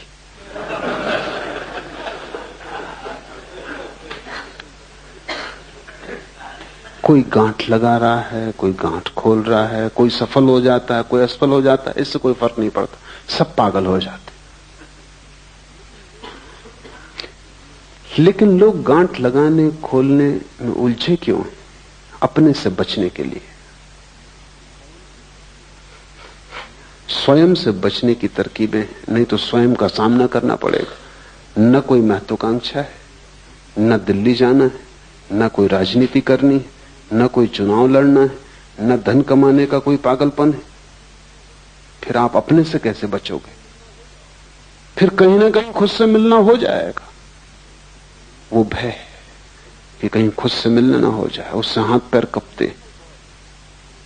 तुम सुनते हो बहुत कि आत्मा को जानो, लेकिन अगर तुम खुद को समझोगे तो तुम आत्मा को जानने से बचने के सब उपाय करते हो। कहते हैं बुद्ध पुरुष कि आत्मा को जानने से महा आनंद की वर्षा होती, अमृत बरसता है। कबीर कहते हैं कि बादल गरजते हैं अमृत के और अमृत बरसता है, लेकिन ये घटना बहुत अंत में घटती है, पहले तो बहुत दुख से गुजरना पड़ता है। क्योंकि तुमने जितने धोखे दिए हैं जिंदगी में अनंत जन्मों में, उन सब धोखों को तोड़ना पड़ेगा, और हर धोखे के तोड़ने में दुख होता है। हर धोखे को तोड़ने में दुख होता है, क्योंकि धोखे ने एक मधुरता दी थी, एक नींद दी थी, एक बेहोशी दी थी। अब उसको तोड़ो, और बिना उनको तोड़े तुम पहुंच ना पाओगे उस जगह जहां आकाश अमृत के बादलों से भर जाता है और जहां आनंद की वर्षा होती। वो बीच का मार्ग ही तपश्चर्या है। जागने से शुरू करो तुम्हारे तप को, फिर स्वप्न में ले जाओ, फिर सुसुप्ति में ले जाओ।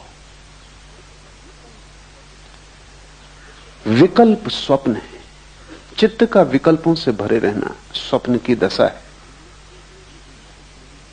तो ये मत सोचना कि तुम रात में ही सपना देखते हो, तुम दिन में भी देखते रहते हो। जरूरी नहीं कि तुम यहां बैठे हो तो तुम यहां बैठे हो सकता है तुम मुझे सुन भी रहे हो और सपना भी देख रहे हो।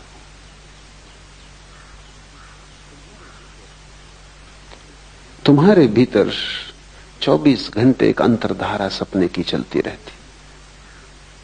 जागने में भी भीतर तो एक सपना तुम्हें घेरे ही रहता है, कुछ ना कुछ चलता ही रहता है। कभी भी आंख बंद करो और तुम पाओगे कि भीतर कुछ चल रहा है। यह हालत ऐसी है जैसे दिन में, रात में तो आकाश में तारे दिखाई पड़ते हैं, दिन में दिखाई नहीं पड़ते क्योंकि सूरज के प्रकाश में ढक जाते। इससे तुम ये मत समझना कि खो जाते, वो अपनी जगह है, खोएंगे कहां, जाएंगे कहां। तुम किसी गहरे कुएं में चले जाना और गहरे कुएं में से खड़े होकर दिन में देखना तो तुम्हें तारे आकाश में दिन में भी दिखाई पड़ जाएंगे, क्योंकि तारों को देखने के लिए अंधेरा चाहिए। सूरज की रोशनी की वजह से तारे दिखाई नहीं पड़ते। यही हालत स्वप्न की है। रात में ही सपने दिखाई पड़ते हैं ऐसा नहीं है, लेकिन रात का अंधकार चाहिए, आंख बंद हो तो दिखाई पड़ते। दिन में आंखें खुली हैं, 25 और काम करने जरूरी हैं। सपने तो भीतर बने रहते हैं, दिखाई नहीं पड़ते। दिन में भी तुम अगर आराम कुर्सी पर आंख बंद करके बैठ जाओ, तत्क्षण दिवा स्वप्न शुरू हो जाएगा। वो चल ही रहा था, वो भीतर चलता ही रहता है, उसका एक अंतर सूत्र है। इस अंतर सूत्र को तोड़ना बहुत जरूरी, क्योंकि दिन में तुम तोड़ सको तो रात में तोड़ पाओगे, दिन में ही ना तोड़ सके तो रात में कैसे तोड़ोगे। सभी मंत्रों का उपयोग इस अंतर सूत्र को तोड़ने के लिए किया जाता है। जैसे कि कोई एक आदमी को मंत्र दे दिया उसके गुरु ने कि तू काम कर, बाजार जा, सामान बेच, खरीद, लेकिन भीतर राम राम राम की अंतर्ध्वनि चलने दे। ये क्या है? अगर तुम काम करते वक्त भीतर राम की अंतर्ध्वनि चलने दो तो वो जो शक्ति स्वप्न बनती थी, स्वप्न की धारा बनती थी, वो राम की धारा बन जाएगी, क्योंकि वही शक्ति है जो भीतर सपना बनती। तो भीतर तुमने एक अपना ही सपना पैदा कर लिया, राम राम राम राम। बाहर तुम सब काम करते हो और भीतर तुम राम का अनुस्मरण करते हो। तो वो जो शक्ति तुम्हारे भीतर खाली पड़ी सपना देखती थी, वो राम का स्मरण बन जाएगी। इससे कुछ राम नहीं मिल जाएंगे, लेकिन सपने के तोड़ने में सहायता मिलेगी। और जिस दिन तुम रात नींद में भी पाओगे कि सपना नहीं चल रहा बल्कि राम की धारा चल रही, उस दिन समझ लेना कि दिन में सपना टूट गया। तो मंत्र की सफलता नींद में पता चलती, दिन में पता नहीं चलती। कैसे पता चलेगी? अगर तुम दिन भर राम का जप करते रहे हो तो रात सोते समय सपना पैदा नहीं होगा, राम की धारा चलेगी। ये धारा इतनी सघन हो सकती है कि तुम कल्पना भी नहीं कर सकते। स्वामी राम राम राम जपते रहते थे। तो एक रात हिमालय में ठहरे वो अपने एक मित्र के पास, सरदार पूर्ण सिंह के पास, अकेली कोठरी में थे। दूर पहाड़ में बनी कोठी थी, वहां कोई पास था भी नहीं, मीलों तक। सरदार पूर्ण सिंह को कुछ नींद नहीं आई, कुछ मच्छर थे, कुछ गर्मी थी। तो वो बड़े हैरान हुए कि राम राम राम की आवाज चल रही कोठरी में। स्वामी राम तो सो गए, तो वो उठे, थोड़ा भय भी लगा कि यहां कोई तीसरा आदमी तो है नहीं, और ये राम की आवाज। तो दिया लेके सब तरफ देखा है, बाहर कोई भी नहीं है। कमरे में फिर आए तो और हैरानी हुई कि बाहर आवाज कम सुनाई पड़ती, कमरे में ज्यादा सुनाई पड़ती। और जैसे राम की खाट के पास पहुंचे तो आवाज और ज्यादा सुनाई पड़ने लगी। तो उन्होंने दिए से राम को देखा कि कहीं वो जाग के राम का स्मरण तो नहीं कर रहे हैं। तो वो तो गहरी नींद में सो रहे हैं, गर्राटा आ रहा। तो वो बहुत हैरान हुए, करीब आके बैठ गए, कान लगा के सुनने लगे। पूरे शरीर के रोए रोए से राम की आवाज आ रही।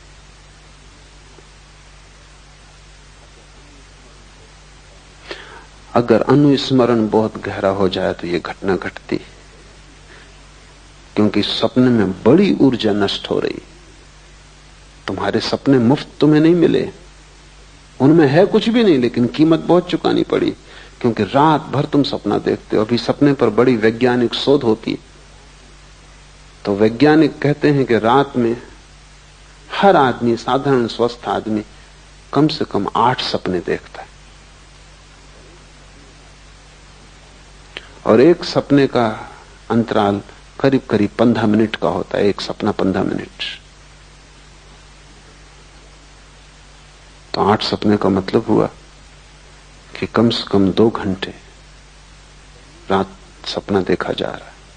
और ये बिल्कुल सामान्य स्वस्थ आदमी, जिसमें कोई मानसिक विकार नहीं, ऐसा आदमी खोजना मुश्किल।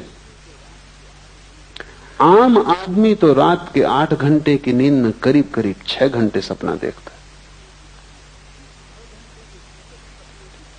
ये 6 घंटे जो सतत सपने की धारा भीतर चल रही है, इसमें तुम्हारी शक्ति नष्ट हो रही। ये मुफ्त नहीं है, ये तुम खरीद रहे हो अपने जीवन को देकर। मंत्र इस शक्ति को राम में केंद्रित कर लेता है, या कृष्ण में, या क्राइस्ट में, या ओंकार में। कोई भी शब्द काम दे देगा, कोई जरूरत नहीं भगवान का नाम, खुद का नाम भी अगर तुमने दोहराया तो काम दे देगा। अंग्रेज कवि हुआ टेनिसन, उसने अपने संस्मरण में लिखा है कि मुझे बचपन से ही न मालूम कैसे ये हो गया कि जब मुझे नींद ना आती थी तो मैं अपने को जोर जोर से कहता था टेनिसन टेनिसन टेनिसन, और मुझे नींद आ जाती। फिर मुझे तरकीब हाथ पड़ गई कि जब भी मैं बेचैन होता तो मैं भीतर कहता टेनिसन टेनिसन टेनिसन, मेरी बेचैनी खो जाती। फिर मैंने इसका मंत्र बना लिया। अपना ही नाम भी अगर तुम लोगे तो उतना ही लाभ हो सकता है, हालांकि होगा नहीं, क्योंकि तुम्हें अपने नाम पर उतना भरोसा नहीं हो सकता। बाकी फर्क कुछ भी नहीं। राम कहो, रहीम कहो, उससे कोई फर्क नहीं पड़ता। कोई भी नाम हो, उससे कोई फर्क नहीं पड़ता। सवाल नाम का नहीं, शब्द सभी एक जैसे, और सभी नाम परमात्मा के। तुम्हारा नाम भी, कोई भी एक शब्द को पकड़ के अगर दोहराया जाए तो उसका एक संगीत भीतर पैदा हो जाता है, एक ध्वनि पैदा हो जाती। उस ध्वनि में स्वप्न की जो ऊर्जा है वो लीन हो जाती। मंत्र स्वप्नों को नष्ट करने के उपाय हैं, उनसे कोई परमात्मा को नहीं पाता, लेकिन स्वप्न को नष्ट करना परमात्मा को पाने के मार्ग पर बड़ा कदम है। मंत्र एक प्रक्रिया है, एक विधि है, एक औजार है, एक हथौड़ी है, जिससे हम सपनों को चकनाचूर कर देते हैं। और सपने भी क्या हैं? शब्द हैं, इसलिए शब्दों की हथौड़ी उन्हें चकनाचूर कर सकती है। उनके लिए कोई लोहे की असली हथौड़ी भीतर ले जाने की जरूरत भी नहीं। नकली है, नकली हथौड़ी काम कर देगी। नकली बीमारी के लिए असली दवाई हमेशा खतरनाक है। नकली बीमारी के लिए नकली दवाई ही उचित होती, क्योंकि वही उसको नष्ट कर सकती है। स्वप्न क्या है? विकल्प है। और मंत्र क्या है? मंत्र संकल्प है। वो भी विकल्प का ही एक रूप है, लेकिन स्वप्न बदलते हुए हैं, क्षणभंगुर है। मंत्र सतत है और एक ही है। धीरे धीरे सभी स्वप्नों की ऊर्जा मंत्र में लीन हो जाती, और जिस दिन रात्रि में नींद में भी स्वप्न ना आए, मंत्र चलने लगे, तुम समझना कि तुमने स्वप्न पर विजय पा ली। तुम समझना कि तुम्हारा सपना टूटा, सत्य शुरू हुआ। उसके बाद सुसुप्ति में प्रवेश हो सकता है। लेकिन तुम उल्टा ही कर रहे हो। तुम विकल्पों को शक्ति देते हो। तुम्हारे भीतर व्यर्थ के विचार चलते हैं, उनको भी तुम साथ देते हो। बैठे हो खाली तो यही सोचने लगते हो कि अगले इलेक्शन में खड़े हो जाएं। फिर सपना शुरू हुआ। फिर राष्ट्रपति से हुए बिना काम नहीं चलेगा। फिर तुम सपने में राष्ट्रपति हो जाते हो, स्वागत समारोह हो रहे हैं और तुम इस सबको रस ले रहे हो। और तुम कभी भी नहीं सोचते कैसी मूढ़ता है, क्या तुम कर रहे हो। तुम एक व्यर्थ के विकल्प को ऊर्जा दे रहे हो, साथ दे रहे हो। और ऐसे ही व्यर्थ के विकल्पों से भरा हुआ तुम्हारा चित्त है। अगर हम आदमी के जीवन की पूरी खोजबीन करें तो 99% इसी तरह के सपनों में खो जाता है। धन के सपने, साम्राज्य के सपने, शक्ति के सपने। तुम पा भी लोगे तो क्या मिलेगा। अमेरिका का एक बहुत प्रसिद्ध प्रेसिडेंट हुआ, काल्विन कूलिच।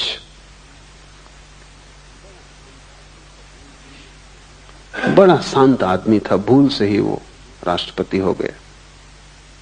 क्योंकि उतने शांत आदमी उतनी अशांत जगहों तक पहुंच नहीं सकते। वहां पहुंचने के लिए बिल्कुल पागल दौड़ चाहिए। वहां जो जितना ज्यादा पागल, वो छोटे पागलों को दबा के आगे निकल जाता। कूलिच कैसे पहुंच गया, ये चमत्कार है। वो बिल्कुल शांत आदमी था, न बोलता न चालता। कहते हैं किसी किसी दिन ऐसा हो जाता कि 10-5 शब्दों से ज्यादा ना बोलता।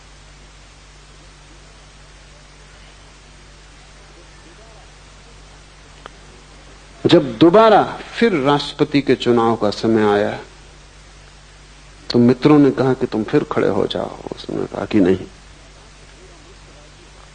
उन्होंने कहा कि क्या बात है, पूरा मुल्क राजी है तुम्हें फिर से राष्ट्रपति बनाने को। उसने कहा अब नहीं, एक बार भूल हो गई, काफी। पहुंच के कुछ भी न पाया। अब 5 साल और खराब मैं न करूंगा। और फिर राष्ट्रपति के आगे बढ़ती का कोई उपाय भी नहीं है। जो रह चुके रह चुके, अब उसके आगे जाने की कोई जगह भी नहीं है। जगह होती आगे तो शायद सपना बना रहता। इसलिए तुम्हें पता नहीं, जो लोग सफल हो जाते हैं सपनों में, उनसे ज्यादा असफल आदमी खोजना मुश्किल है। क्योंकि सफलता के आखिरी कगार पर उन्हें पता चलता है जिसके लिए दौड़े, भागे, पा लिया, यहां कुछ भी नहीं है। यद्यपि अपनी मूढ़ता छिपाने को वो पीछे जो लोग अभी भी दौड़ रहे हैं उनकी तरफ देख कर मुस्कुराते रहते हैं, हाथ हिलाते रहते हैं, विजय का प्रतीक बताते रहते हैं। वो हार गए और विजय का प्रतीक बताते रहते हैं जो पीछे ना समझ अभी और दौड़ रहे हैं। अगर दुनिया के सभी सफल लोग ईमानदारी से कह दें कि उनकी सफलता से उन्हें कुछ भी ना मिला है, तो बहुत से व्यर्थ सपनों की दौड़ बंद हो जाए। लेकिन ये उनके अहंकार के विपरीत है कि वो कहें उन्हें कुछ भी नहीं मिला। पीछे तो वो यही बताते रहते हैं कि उन्होंने परम आनंद पा लिया है। वो जिसकी पूंछ कट गई हो वो दूसरों की पूंछ कटवाने का इंतजाम करता रहता। अन्यथा पूंछ कटा अकेला होगा तो बड़ी गिलानी होगी। सबकी कट जाए।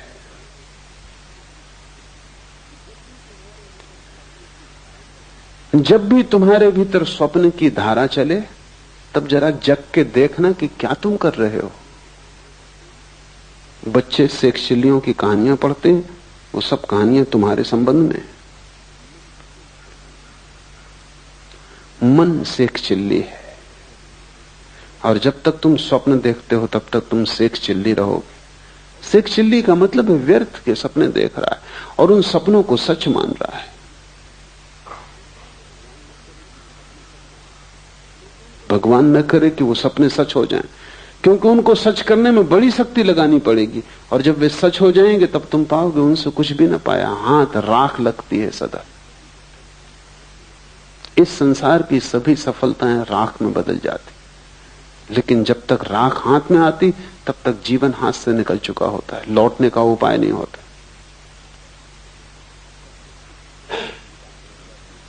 और तब तो सिर्फ छिपाने की बात रह जाती है कि लोगों से छिपा लो कि तुम्हारा जीवन व्यर्थ नहीं गया, तुम बड़े सार्थक हो गए हो, तुमने कुछ पा लिया है। विकल्प ही स्वप्न है, इन विकल्पों को शक्ति मत देना। और जब भीतर स्वप्न चले तब हिला के अपने को जगा लेना, और स्वप्न को तोड़ देना जितने जल्दी हो सके। मंत्र उपयोगी हो सकता है स्वप्न को तोड़ने में। मंत्र के संबंध में हम आगे विचार करेंगे, कैसे मंत्र कारगर हो सकता है। मंत्र निश्चित ही स्वप्न को तोड़ देता है। और अविवेक अर्थात स्वबोध का अभाव सुसुप्ति है, और जहां सभी कुछ खो जाता है, कोई विवेक न रह जाता, कोई होश नहीं रह जाता, न बाहर का कोई होश न भीतर का कोई होश। जहां तुम सिर्फ एक चट्टान की भांति हो जाते हो गहन तंद्रा में। लेकिन तुम देखो कि तुम्हारा जीवन कैसा उपद्रव होगा, क्योंकि जब भी तुम गहरी तंद्रा में हो जाते हो तभी सुबह उठ के तुम कहते हो कि रात बड़ी आनंददायी नींद आई। थोड़ी देर सोचो कि तुम्हारा जीवन कैसा नरक होगा कि तुम्हें सिर्फ नींद में सुख आता है। बेहोशी में भर सुख आता है, बाकी तुम्हारा जीवन एकदम दुख ही दुख है। अच्छी नींद आ जाती तो तुम कहते हो काफी हो गए, और नींद का अर्थ है बेहोशी। लेकिन ठीक ही है, तुम्हारे लिए काफी हो गया, क्योंकि तुम्हारी पूरी जिंदगी सिर्फ चिंता, तनाव, बेचैनी के अतिरिक्त और कुछ भी नहीं। उसमें तुम आराम कर लेते हो थोड़ी देर के लिए, तो तुम समझते हो सब पा लिया, जबकि वहां कुछ भी नहीं है। नींद का अर्थ है कि जहां कुछ भी नहीं है, न बाहर का जगत है न भीतर का जगत है, जहां सब अंधकार में खो गया। हाँ, लेकिन विश्राम मिल जाता है। विश्राम लेके भी तुम क्या करोगे? सुबह तुम फिर उसी दौड़ में लगोगे। विश्राम से जो शक्ति तुम्हें मिलती है तुम उसे नए तनाव बनाने में लगाओगे, नई चिंताएं डालोगे। रोज तुम विश्राम करोगे और रोज तुम नई चिंताएं डालोगे। काश तुम इतनी सी ही बात समझ लो कि नींद में जब इतना आनंद मिलता है, बेहोश तंद्रा में जब इतना आनंद मिलता है, क्यों? क्योंकि वहां कोई तनाव नहीं, वहां कोई चिंता नहीं, वहां तुम भूल गए सब उपद्रव। अगर बेहोशी में भी उपद्रव भूल के इतना आनंद मिलता है तो तुम सोचो, जिस दिन उपद्रव खो जाएंगे और तुम होश में रहोगे, उस दिन कैसा आनंद तुम्हें उपलब्ध हो सकेगा। उसे हमने मोक्ष कहा है, वो निर्वाण है, वो ब्रह्मानंद है। नींद में इतना मिल जाता है क्योंकि उपद्रव नहीं दिखाई पड़ते।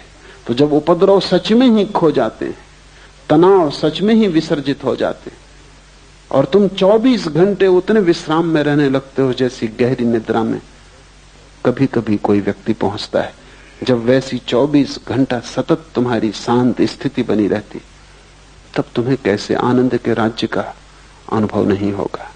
उसे थोड़ा सोचो, क्योंकि समाधि सुसुप्ति जैसी है, सिर्फ एक फर्क है उसमें कि वहां होश है। तुरीयावस्था सुसुप्ति जैसी है, सिर्फ एक फर्क है कि वहां प्रकाश है और सुसुप्ति में अंधकार है। समझो कि तुम्हें एक स्ट्रेचर पर बेहोश अवस्था में इस बगीचे में लाया जाए, सूरज की किरणें तुम्हें छुएंगी, क्योंकि सूरज की किरणें बेहोश नहीं, बेहोश तुम हो। हवाओं के झोंके तुम्हारे ऊपर से गुजरेंगे, हल्की थपकियां देंगे, क्योंकि वे बेहोश नहीं, बेहोश तुम हो। फूल की पखरियों से गंध तुम्हारे नासापुटों तक आएगी, क्योंकि फूल बेहोश नहीं, बेहोश तुम हो। सुबह की पड़ी हुई ओस की ताजगी तुम्हें छुएगी, क्योंकि ओस बेहोश नहीं है, बेहोश तुम हो। सब घटित होगा, लेकिन तुम्हें कुछ भी पता नहीं। 2 घंटे बाद जब तुम होश में आओगे तुम कहोगे बड़ा विश्राम था। इस विश्राम में उस ओस का भी दान होगा, फूल की गंध का भी, सूरज की किरण का भी, हवा के झोंकों का भी, लेकिन उनका तुम्हें कुछ भी पता नहीं। तुम बेहोश थे तब भी तुम लौट के होश में आके कहते हो बड़ा सुख आया। थोड़ी देर कल्पना करो कि तुम होश से बैठे हो, फूल की गंध बरस रही, सूरज की किरणें बरस रही, ओस ने सब ताजा कर दिया है, सब नया कर दिया है। हवाओं के झोंके वृक्षों में गीत पैदा करते हैं, तुम होश से भरे बैठे हो। तब तुम्हारे आनंद। सुसुप्ति में तुम वहीं पहुंचते हो जहां बुद्ध और महावीर और शिव जागृत अवस्था में पहुंचते हैं। नींद में भी तुम सुबह थोड़ी सी खबर लाते हो कि बड़ा सुख था, हालांकि तुम साफ नहीं कर सकते कि कैसा सुख था। तुम कुछ बता नहीं सकते, कुछ व्याख्या नहीं कर सकते, कुछ स्वाद की खबर नहीं दे सकते। नींद में गहरी, लेकिन फिर भी तुम सुबह थोड़ी सी ताजगी लेके आते हो। सुबह उठते हुए आदमी की जो रात गहरी नींद में सोया हो, उसके चेहरे पर बुद्धत्व की थोड़ी सी झलक होती। खासकर छोटे बच्चे जो कि सच में गहरी नींद सोते हैं, क्योंकि जैसे जैसे तुम्हारी चिंताएं बढ़ने लगती, गहरी नींद भी मुश्किल हो जाती। छोटे बच्चों को सुबह उठते समय देखो, इसके पहले कि उनकी नींद टूटे, उनके चेहरे को देखो, उस पर बुद्धत्व की ताजगी होती। कहीं भीतर कोई आनंदपूर्ण घटना घट रही जिसका उसे होश नहीं, लेकिन घटना घट रही। सुसुप्ति में सब तनाव खो जाते, लेकिन विवेक नहीं होता। और समाधि में, तुरीयावस्था में सब तनाव खो जाते हैं और विवेक होता है। विवेक धन सुसुप्ति बराबर समाधि। और तीनों का भोक्ता वीरेश कहलाता है। जागृत को, स्वप्न को, सुसुप्ति को, तीनों का भोक्ता, तीनों से जो पृथक है, तीनों से जो अन्य है, तीनों से जो गुजरता है, तीनों को जो भोगता है लेकिन तादात्म्य नहीं करता, जो तीनों के पार जाता है लेकिन अपने को अन्य मानता है, तीनों से भिन्न जो है वही वीरेश है। वीरेश का अर्थ है वीरों में वीर है, महावीर है। वीरेश शिव का एक नाम है। हमने महावीर उन्हीं पुरुषों को कहा जिन्होंने समाधि पा ली। हम महावीर उसको नहीं कहते जो गौरी शंकर पर चढ़ गया। ठीक है, साहस किया, लेकिन गौरी शंकर कोई आखिरी ऊंचाई नहीं है। हम महावीर उसको भी नहीं कहते जो चांद पर पहुंच गया। साहस किया, लेकिन चांद पर पहुंचना कोई आखिरी मंजिल नहीं। हम तो वीरेश उसे कहते हैं, महावीर उसे कहते हैं जिसने आत्मा को पा लिया, जिसने परमात्मा को पा लिया। क्योंकि परमात्मा से और ऊंचा गौरी शंकर कहां, और परमात्मा से और आगे मंजिल कहां। जिसने आखिरी पा लिया, हम उसी को महावीर कहते हैं। उससे कम पर हम राजी नहीं है, क्योंकि चांद पे पहुंच के क्या होगा। चांद पे पहुंच के सिर्फ और आगे पहुंचने के रास्ते खुलते हैं। अब मंगल पे पहुंचना होगा। मंगल पे पहुंच के क्या होगा, अनंत विस्तार है। हम महावीर उसे कहते हैं जो वहां पहुंच गया जिसके आगे अब पहुंचने को कोई जगह न बची। और क्यों कहते हैं महावीर उसे? क्योंकि उससे बड़ा कोई दुस्साहस नहीं है। स्वयं को पा लेने से बड़ा कोई दुस्साहस नहीं है। उससे बड़ी कोई साहसिक अभियान नहीं है। क्योंकि उसके मार्ग पर जितनी कठिनाइयां हैं उतनी कठिनाइयां किसी मार्ग पर नहीं। उस तक पहुंचने में जितनी तपश्चर्या से तुम्हें गुजरना पड़ेगा और कहीं पहुंचने में वैसी तपश्चर्या से नहीं गुजरना पड़ता। स्वयं की यात्रा सबसे दुर्भर यात्रा है। वो खडक की धार है। शायद इसीलिए तुम स्वयं से भागे हुए हो और संसार में अपने को यहां वहां उलझा रहे हो। शायद इसी कारण आत्मज्ञान की बात मन को पकड़ती भी है, फिर भी तुम हिम्मत नहीं जुटाते। कहीं कोई डर पकड़ लेता है, कठिन है। अकेले जाना होगा। सबसे बड़ी कठिनाई तो यह है कि दुनिया में सब जगह तुम किसी के साथ जा सकते हो, सिर्फ एक जगह है जहां तुम्हें अकेले जाना होगा। वहां पत्नी साथ ना होगी, भाई साथ ना होगा, मित्र साथ ना होगा, गुरु तक भी वहां साथ नहीं हो सकता, सिर्फ इशारा कर सकता है। बुद्ध ने कहा है, बुद्ध इशारा करते, जाना तुम्हें होगा। और अकेले होने में डर लगता है। और चारों तरफ इतने लोग हैं, इतने सपने हैं, सपनों में कई तो बड़े मधुर सपने हैं, उनमें बड़ा रस है। उन सबको तोड़कर, इस सब सपने के जाल को गिराकर सत्य की यात्रा पर थोड़े से दुर्लभ लोग निकलते हैं। उनमें से भी बहुत से बीच यात्राओं से वापस लौट आते। लाखों में एक उस यात्रा पर जाता है, क्योंकि बड़ी कठिन है, और लाखों जाते हैं, उनमें से कोई एक पहुंच पाता है। इसलिए हमने उस अवस्था को वीरेश कहा है। 3 के पार जो चौथा तुम्हारे भीतर छिपा है, वही गौरी शंकर है, वहीं पहुंचना है। और पहुंचने का रास्ता यह है कि तुम जागने में और जागो।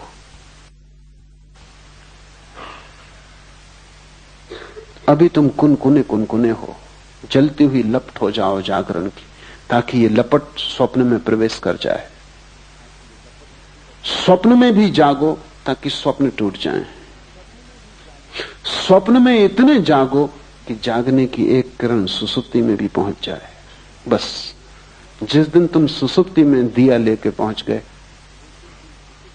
तुमने वीरेश होने का द्वार खोल लिया, तुमने मंदिर पर पहली दस्तक दी। अनंत आनंद है, लेकिन बीच का मार्ग चलना ही पड़े, कीमत चुकानी ही पड़े। और जितना बड़ा आनंद पाना हो, उतनी बड़ी कीमत चुकानी पड़ेगी। सस्ता कोई सौदा नहीं हो सकता। बहुत लोग सस्ते सौदे की कोशिश भी करते हैं, बहुत लोग शॉर्टकट खोजते हैं। उनको शोषण करने वाले गुरु भी मिल जाते हैं जो कहते हैं कि बस इससे सब हो जाएगा, कि तुम ये ताबीज बांध लो, कि तुम मुझ पे भरोसा रखो, बस कि तुम दान कर दो, पुण्य कर दो, कि तुम मंदिर बना दो। ये सब सस्ती बातें हैं, इनसे कुछ हल होने वाला नहीं। इनसे सिर्फ तुम धोखे में पड़ते हो। यात्रा करनी ही पड़ेगी। फिर और भी सस्ते मार्ग खोजने वाले लोग, कोई गांजा पी के सोचता है समाधि लग गई, कोई भंग खा के सोचता है कि ज्ञान उत्पन्न हो गया। हजारों साधु सन्यासी हैं, गांजा, अफीम, भंग का उपयोग कर रहे हैं। अभी पश्चिम में उनका प्रभाव बहुत बढ़ गया, क्योंकि पश्चिम में और भी अच्छे मादक द्रव्य खोज लिए गए। हसीस, मारिजुआना, एलएसडी और भी वैज्ञानिक केमिकल खोज लिए गए, जिनका तुम एक इंजेक्शन ले लो और तुम समाधिस्थ हो गए। एक गोली ले लो, समाधि उपलब्ध हो गई। जैसे तत्क्षण काफी तैयार की जा सकती है, वैसे तत्क्षण समाधि भी तैयार की जा सकती है। काश इतना सस्ता होता, और काश नशे में खोने से कोई ज्ञान को उपलब्ध होता, तो सारी दुनिया कभी की हो गई होती। इतना सस्ता नहीं है, लेकिन सस्ते की खोज मन करता है। मन चाहता है किसी तरह बीच का रास्ता कट जाए, और हम जहां हैं वहां से हम सीधे मोक्ष में प्रवेश कर जाएं। बीच का रास्ता नहीं कट सकता, क्योंकि इस रास्ते से गुजरने में ही तुम्हारा मोक्ष आएगा। क्योंकि रास्ता सिर्फ रास्ता नहीं है, रास्ता तुम्हारा विकास भी है।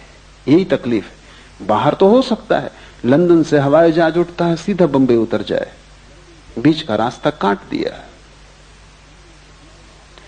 लेकिन लंदन से जो आदमी बैठा, वो बंबई में वही आदमी उतरेगा जो लंदन से बैठा था। कोई दूसरा आदमी नहीं उतर सकता, उसमें कोई विकास नहीं हुआ।